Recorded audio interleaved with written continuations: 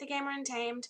So last night, basically, I went to see a movie with a couple of guys, and that movie was World War Z. So today, I'm actually going to do a review for it, since I got a request from a friend to do a review. So that is what I'm going to do.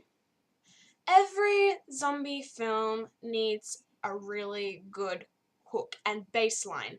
Some zombies are really slow. Some zombie films have really slow zombies, and maybe some zombies there might be like zombies in, I don't know, armor or some shit. I don't know. But World War Z has a lot of zombies that are fast and pretty much look like rabid rabbits. They're freaking weird zombies, let me tell you right now. This film, World War Z, is a viral horror film. It is based in and not really in an apocalyptic world, because it's not. It's still the real world with apocalyptic features in the world. Basically, the baseline to the story is that they have a virus, and the virus is the rabies virus, which is spreading quickly throughout a whole lot of little countries, and then it expands and expands and expands. So, main character, Brad Pitt, plays Jerry Lane, who is a former United Nations investigator who is basically pulled back into the job after this huge apocalypse where he has to make sure his family is safe, and in order to do that, he has to go back into his old job. So Jerry, has to fly around to so many different countries and goes to so many different places to try and find the root of this huge problem. So Jerry starts in America, they go to South Korea, they go to Jerusalem, they're on a plane, they're at some World Health Organization, and they're at some place near some water. They go to a lot of different places, and this is all because of one thing. What is the cure to freaking getting rid of this zombie apocalypse horde? Now, if you think about it, in other films or in other games, it's really left sort of, it's just left, because you can't find a cure for it. The Last of Us, they've got zombies in it, there's no cure, it just ends. In The Walking Dead, no cure, it ends. There's always going to be zombies in it, and it never really finds an ending to it. I mean, in some films more, they do have an ending, but in games they don't. I mean, in some films they don't either, but this film did have a proper ending, which I really liked about the film. It didn't leave it unended like a lot of other ones. So this film is, what's it called? Mark Foster film, and these zombies are a lot different to zombies that we're used to. We're used to the very slow zombies, aren't we? Yes. These zombies, they're faster than freaking Usain Bolt. They run, and I mean they freaking run. I don't know how, I don't know why, but they're like, they go at it. They just go. They just sprint and they run, and it's not zombies that we're usually used to. Because we're used to the very slow, normal zombies, but when they see a healthy human host,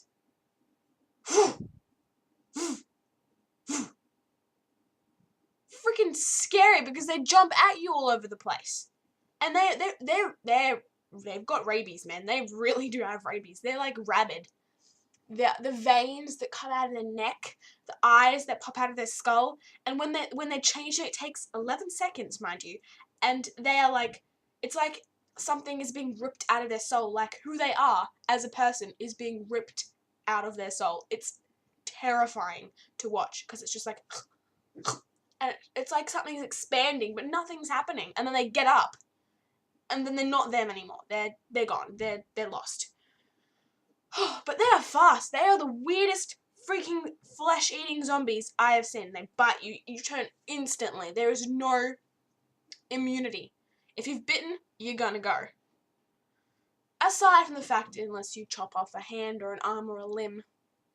Although if you get bit in the face, you really just can't chop off a head and live. That's impossible because your brain's gone. The director of the film does an amazing job at capturing the wide scale of how many zombies there are in a specific scenario. For example, zombies, when they're like in this huge space in Jerusalem, there's zombies all around the wall. And when they start to go up, like in the trailer you see it, when they start to go up, you have to have that many extras. They must do a fantastic job at keeping everything the way it's supposed to be, unless they just copy and paste, do a whole lot of CGI for those. But for close-up, they do need a lot of extras. And they do such an amazing job at capturing the immense scale of people they have to use and the wide variety of places they have to go to. They do such an amazing job with small crowded places when you have them like this close to you, or like in wide scales of countries. It's amazing. The graphics of this film is incredible. The filming, the way it's filmed, the detail, the attention to detail that they put into this film is incredible. Like they plant a seed and they watch it grow. There's like little seeds are placed everywhere. There's like these hidden little things that you really have to pay attention to. And then when you figure it out along with Jerry, which is nice. You're not left behind. You're like, what is happening? Huh? You're brought along with the film. You understand what's going on. As Jerry gets smarter, you do too. The way you feel like you're watching it is that you're right along with Jerry. You're figuring out the solution to the problem. You know what's going to happen. You know how to do this. It's so good. Like, it's an amazing film, but it's scary as shit. If something's scary, to me, it's scary, because I can sit through a scary movie, and Except this is a different type of scary. This is jump scary. I hate jump scary, because the amount of times I'm just like, or I'm like holding my hood down and trying to watch, like, but at the same time, like, I don't want to say. It was like scary, because when you have zombies popping up in your face every 5 minutes, you're gonna shit your pants. And I know one of the people that were with us, one of the guys, he was on the edge of his seat, and one of the other guys, Jack, who it was, kept throwing popcorn at him. He was shitting his pants. It was so funny. And then I'm just sitting there, and I'm legit, I have my legs, like, up this, and I'm sitting there, and I'm like, oh my god. I wasn't gonna cry, obviously, that's just sad. But it was scary. To have zombies pop up behind you, like, you sort of know, what's gonna happen, but it's still scary. Because there was a scene, I remember a scene specifically where Jerry is in a very small space and he's not looking at the door, and he turns around and she's like, obviously doesn't get it, and there's a door between them. And then there are obviously a few funny parts where the whole cinema just cracked up laughing, because the zombie's just like,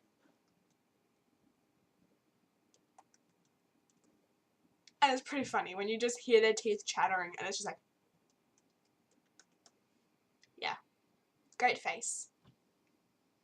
Yeah, that's my definition of scary to you. It was jump scary, and I know that if my other friend Annie went to watch it, she'd die. She hates scary shit. She hates it. Full on, she hates it. This action, adventure, horror, science fiction, fantasy, drama film, oh my god, there's so many genres, which went for 155 minutes, pretty much 2 hours. The cast was incredible. They had, obviously, Brad Pitt, they had Meryl Enos, Daniela Curtez something, James Bates Dale, Ludi Boken, and they had Matthew Fox, actually, as a parajumper. They didn't really have a huge cast, which I thought was really funny how they had a parajumper. Oh, that was entertaining. But they had the cast was amazing. The acting, even though there's obviously not many actors, but they made it feel very real, which I really liked. How everything was so original and everything was so real. It was a different kind of zombie film. It was a zombie film you want to go and see, because there are differences. Like, you've got like 28 days or 28 days later. It's not necessary. It's not overly interesting. This has a very good backstory. This has a very good hook. When you have a good hook with a zombie film, it's going to work. And this definitely had a good hook for a zombie film. So I really recommend you go see this film because it's scary. The zombies are fast, so it's very interesting. The solution to the problem, I can't talk about that, it's spoilery, but the solution to the problem is not what you would expect, which I really liked. It was sort of like, it's not a solution, but it's a camouflage. That's all you get from me. Obviously the cast are incredible. The voice acting. The acting is very, it's also sort of emotional because you understand their situation. What else is there? The locations shot beautifully.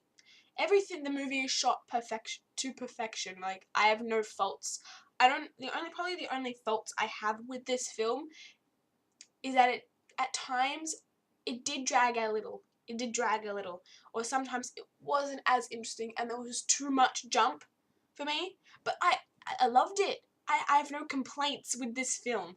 No complaints. I suppose the ending could have done a bit better. They could have had a more of an eventful ending, but I suppose it was just an explanation ending, is what it was. But it was a good ending. It was pleasant. It was alright. So I'm going to rate this film 8.5 out of 10 for me. Like, obviously, I don't think I could give it a 9 because it's a zombie film. I don't think I could. But it's definitely a film you want to see these holidays. You need to see them. See it. It's so good. But I imagine it in 3D. I didn't see it in 3D, but in 2D it scared me. In 3D you'd be jumping out of your chair. I know that for a fact. So thank you for guys for watching my review on World War Z, and please leave a like, a comment in the comment section below, and please subscribe to my channel. That'd be awesome. And I will talk to you guys later. Bye.